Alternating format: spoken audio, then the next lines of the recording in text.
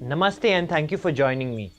In this video, I'm going to give a brief introduction about what the Yoga Sutras are. I intend to do a series on the Yoga Sutras. There are 196 Yoga Sutras, so it's going to be a string of many small videos which are explaining the yoga philosophy. The Yoga Sutras is a foundational text that describes the yoga philosophy. It was written by Patanjali. Patanjali was a saint alive in India about 2500 years ago, approximately the same time as the Buddha.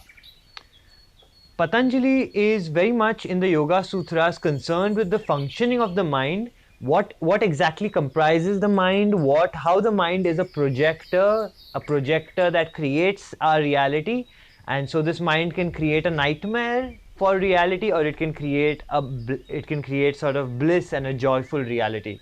So Patanjali really through the sutras is breaking down the concept of what he believes the mind is and how we can overcome suffering of the mind through certain practices and through certain means and methods. So the word sutras actually means threads. So you could call the text the threads of yoga. And one of the key reasons why Patanjali called this text the Yoga Sutras is that he did not want this text to be a dogmatic, become a sort of scripture or a book that is referred to as the only book out there, the only authority on the Yoga Sutras, on the yoga philosophy. So the sutras meaning threads, so Patanjali is giving us these threads of yoga, and we as individuals are taking these threads from Patanjali and weaving our own cloth. So any teacher of the yoga philosophy takes the thread from Patanjali and weaves their own cloth.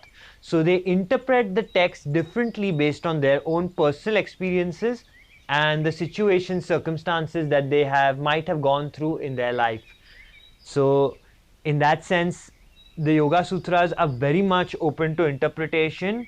Each sutra is maybe a line, sometimes just a word or two sentences, and within it is contained a layer of meanings.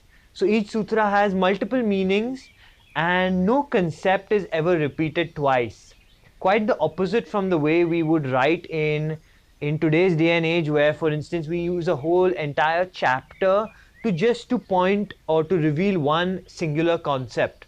So we are really fleshing out one concept over an entire chapter, writing about the pros, the cons, against, points that are against that. So you're sort of really unpacking one concept and taking your time to do so.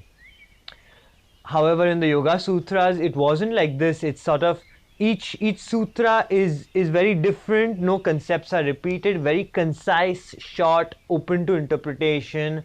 This is the style of writing, more sort of like a esoteric poetry kind of.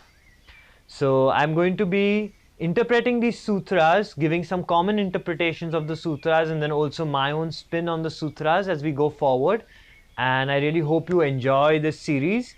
These sutras the Yoga Sutras as a philosophy has really helped me in my personal life and my personal journey, and I hope it will do the same for you as well.